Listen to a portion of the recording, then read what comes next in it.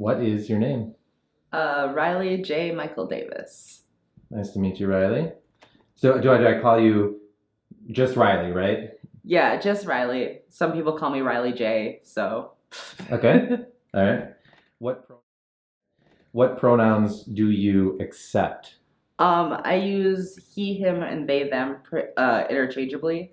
Okay. So, and on very rare occasion, use she, her. So, Okay. Can you elaborate on which pronouns you might prefer and when, where, and why you would prefer them? like I prefer they, them on a regular basis. However, a lot of times it's easier for people to remember he, him than it is for them to remember they, them.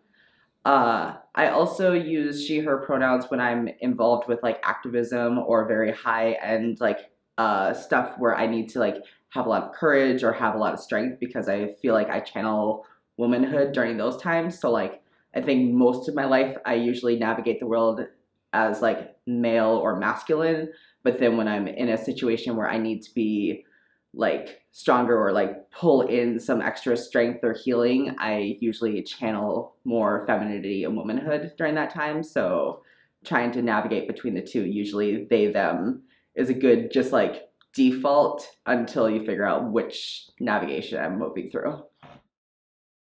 So you're of Native American descent. You spoke before about the fact that people in that culture and upbringing, that there's actually something unique to that. Can you elaborate on that for everybody?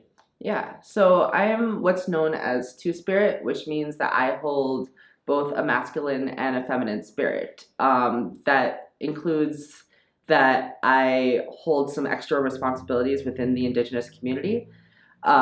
The two spirit people are the people that take care of the children or are in charge of ceremonies, and we are considered to have like powerful medicine against the enemy and be the healers of our communities. So a lot of times I will navigate between the two spirits, my masculine spirit and my feminine spirit, based on the situation or circumstance that I'm under and figure out like which identity do I need to pull from more, which spirit do I need to exemplify in this situation. So in certain situations I will pull from the feminine spirit, and then in other situations and mostly in my everyday life I will pull more from the masculine spirit, but I try to reserve the feminine spirit for the times where I really need that or when it's very necessary or important for the situation that I'm in, because I hold that one very sacred. Do you feel that there's a difference between spirit, as you're explaining, and gender? The spirit and the gender are very much intertwined. I think my gender is very much tied to my culture and it's tied to my spirituality, it's tied to uh, how I choose to navigate the world and my history and all of those extra things that go with it. And it's like tied to my race, it's tied to all of that. So I feel like for me personally, it's hard for me to separate my spirit from my gender because they are the same thing. So, How long have you been using your pronouns? so I've been using they them pronouns basically since I figured out that I was trans, but which was around the time that I was 20 or 21, so about like 4 or 5 years ago. Have you always gone by Riley? No. Basically when I realized I was trans, I always hated my name anyways, my old name. So I was going by the nickname Raya by most of my friends. And so Riley just seemed like a really easy transition from Raya, and I always liked Riley because it was a very neutral name that I'd be able to like take on and use, and people would be like, is this a guy or a girl? And I'd be like, both, neither, I don't know. So yeah, I've always liked the name Riley. I've talked to a few friends when they've been like trying to figure out their names and they ask me, how did you know your name? And I'm just like, I don't know, I knew it was my name. So it just fit and it was right and I took it. Would there ever be a time that you would be upset if someone asked your preferred pronouns? I don't think so. I think I tend to be pretty clear when introducing myself to people, like these are the pronouns I like. um people slip up on the regular. I tend to be pretty chill about it because I know that for a lot of people that I meet, that they've never met anybody that was transgender or used neutral pronouns in the first place anyways. So a lot of people have been like really good about it, but also like they slip up and I'm just go, hey, like, by the way, you slipped up the pronouns. It's easy. You just, sometimes it takes a little bit of time to rewire your brain to be able to like do all of that. How much responsibility do you think should be put on others to ask about your preferred pronouns, or for you or other individuals to tell others?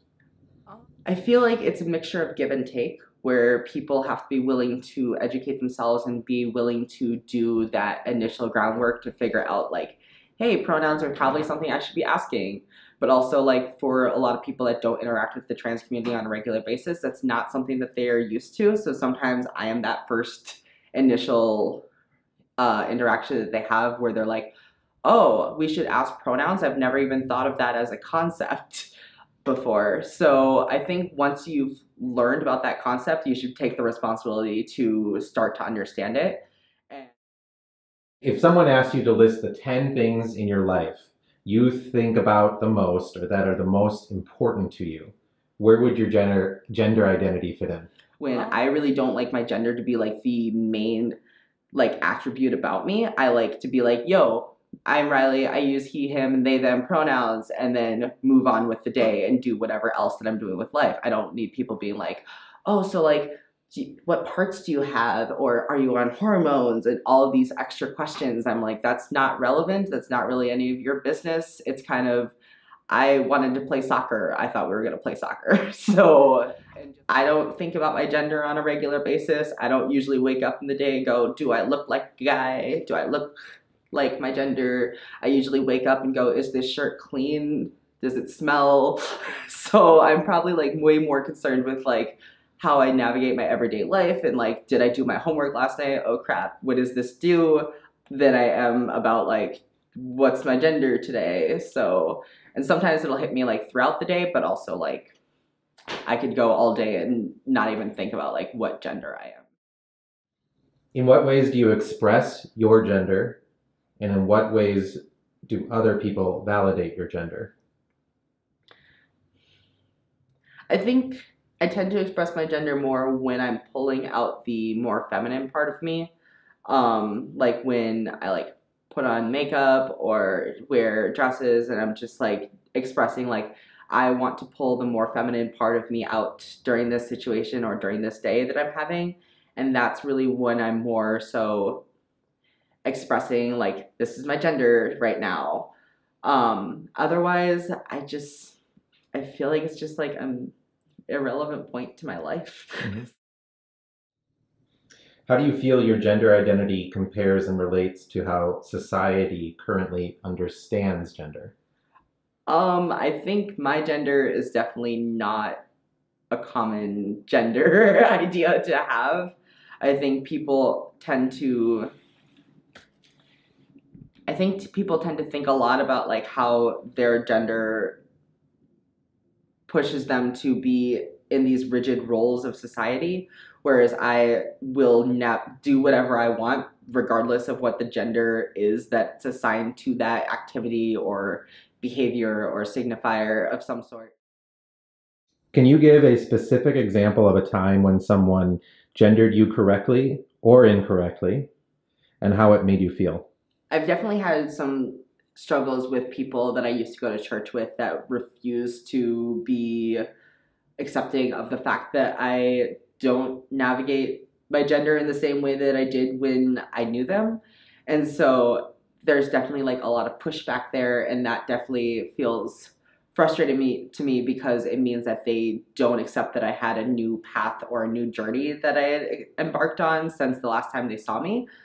And there's a lot that's happened regardless of my gender since then, and I'm like, that's all tied together. So just because you're trying to ignore this part of me also means that you want to ignore all the other changes in my journey in life that has happened since that came about. So I definitely get like frustrated and feel erased when that happens because they don't want to hear what I truly am, who I truly am, and what I do. Or like it makes me feel better when people that are friends of mine correct other people for me on what pronouns to use. Like somebody accidentally says she, and then the other person is like, actually Riley uses these pronouns over here, and I more so appreciate when other people are willing to like take on that like uncomfortable section so that I'm not dealing with all of the extra, oh my God, I'm so sorry question, like situation where everybody tries to like over apologize when I'm like, yo, just move on.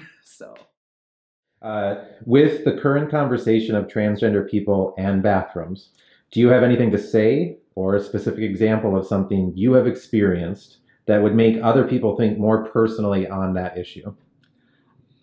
Honestly, I hate the bathroom, I hate the bathroom conversations that are happening with transgender people because not because I feel like people should have things like pushed on them, but also because like it's such a distraction from the other huge things that trans people go through that are literally killing us. And so when they put these like bathroom bill policies out there, they're also just like taking away resources from people that are doing work with like trans homelessness or trans people with HIV or trans people that are experiencing like all of these other different problems that are literally killing us. But all of the resources are now going towards, hey, can we like take a shit in this room or not?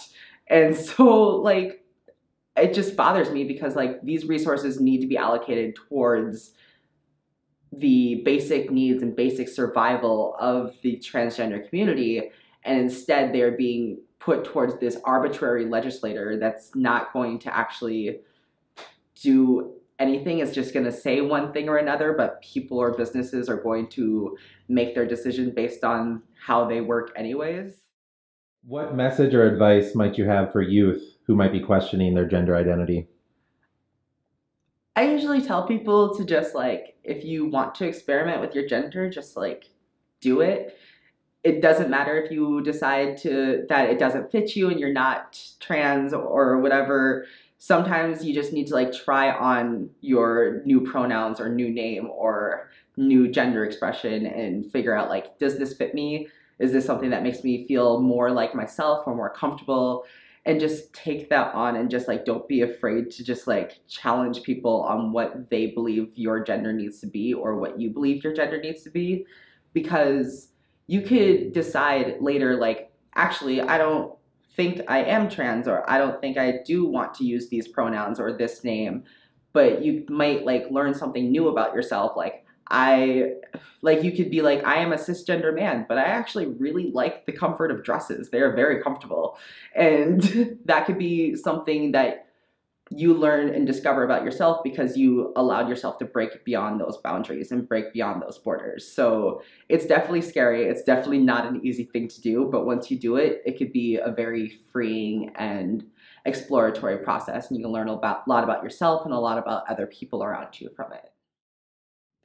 What advice would you have for parents who have youth or children that might be questioning their gender identity? I feel like if you are willing to loosen the chains or let your kid be a lot more of themselves, then they will definitely come back to you a lot more and feel more open to asking you questions and being able to confide in you because you're supporting them instead of policing them. You seem very active in the community. You seem very political. Is there anything else you would want to say to anybody that would be listening to this? I think people need to understand that for each person, their gender is going to be different. Even if you could have 5 cisgendered women all in a row and they're still going to relate to their gender all in a very different way.